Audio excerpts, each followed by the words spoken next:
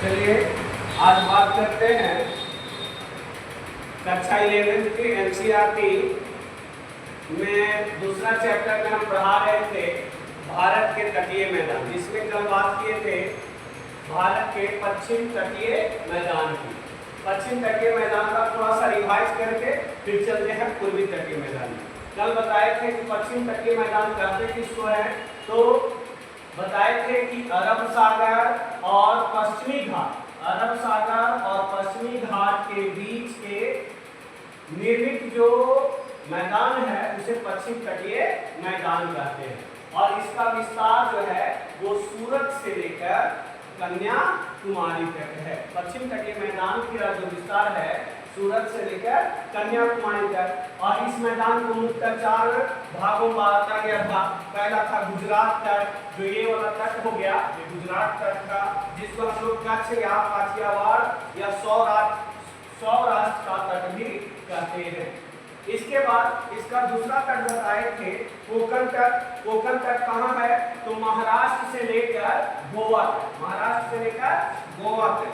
इसके बाद तीसरा बताए थे कन्नड़ तट। ये पीला वाला भाग जो बताए थे कि गोवा से लेकर मंगलूर तक है, गोवा से लेकर मंगलूर तक जो था वो कन्नड़ तट। इसके बाद मालाबार तक जो था वो बताए थे कि केरल तट और कन्नड़ तट, ये दोनों को मिलाने से बनता था जिसका नाम था मालाबार तट, मालाबार तट। आज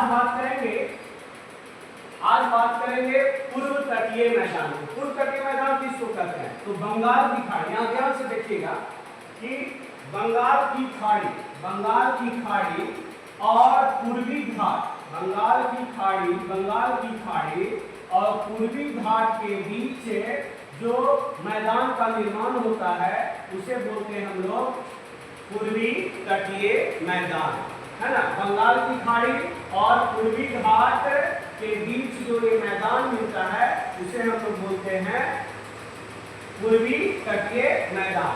अब इसका विस्तार तो था गुजरात के सूरत से कन्याकुमारी तक।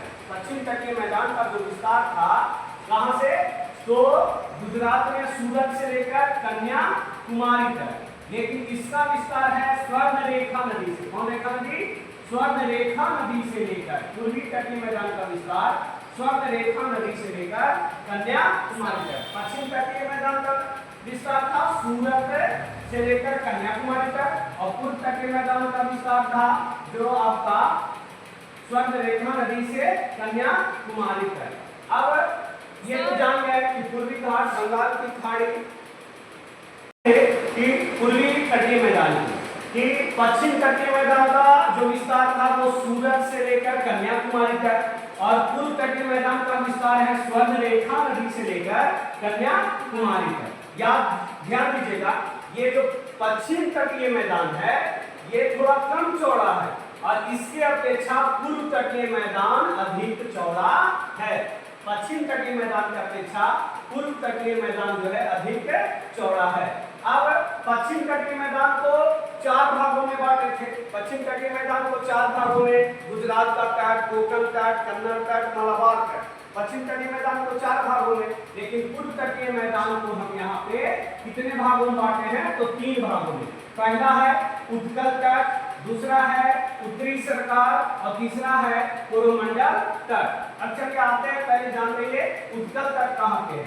ये जो पीला वाला मैं दिखाया हूँ, ये पीला से कि स्वर्णरेखा नदी, ये उत्कल तट का विस्तार स्वर्णरेखा नदी से लेकर महानदी तक, स्वर्णरेखा नदी से लेकर महानदी तक के तट को हम लोग क्या बोलते हैं, उत्कल तट, उत्कल तट। ये हो गया उत्कल तट। इसके बाद उत्तरी सरकार तो महानदी से लेकर कृष्णा नदी तक, ये जो मैंने ग्रीन कलर से दिखाया कि महानदी से लेकर कृष्णा नदी तक के तट को हम लोग बोलते हैं उत्तरी सरकार। और एक होता है कोरोमंडल तट, जो कृष्णा नदी से लेकर कन्याकुमारी तक, कृष्णा नदी से लेकर कन्याकुमारी तक के जो तट है उसको हम क्या बोलेंगे, कोरोमंडल तट, कोरोमंडल तट। इसके बाद बात करेंगे, मैंने बताया कि ये पश्चिम तटीय मैदान से पूर्व तटीय मैदान क्या है, अधिक चौड़ा है। दूसरी चीज है पूर्व तटीय मैदान में क्या होता है कि दक्षिण पश्चिम मानसून और उत्तर पूर्वी मानसून, दोनों मानसून से यहाँ वर्षा ज्यादा होती है और ज्यादा वर्षा होने के कारण यहाँ चिकनी मिट्टी पाई जाती है। चिकनी मिट्टी पाए जाने के कारण यहाँ धान की खेती बड़े पैमाने पर होता है, मतलब धान की खेती खूब होता है ना। इसमें बहुत सारे झीलें भी हैं, जैसे चिल्का झील, उड़ीसा पुलिकट झील, कोलोरू झील, है ना। तो चिल्का झील खारे पानी का सबसे बड़ा झील जो है वो कौन झील है? चिल्का झील, जो उड़ीसा में है। तो इस तरह से आज हम लोगों ने बात की किसका? पूर्व तटीय मैदान का और पश्चिम तटीय मैदान का रिवाइज भी किए, और हम आपको फिर अगले वीडियो में इसका फिर अगला टॉपिक बताएंगे, द्वीप और द्वीप समूह, है ना। इसके बाद आपका एनसीईआरटी का दूसरा चैप्टर एंड हो जाएगा। धन्यवाद।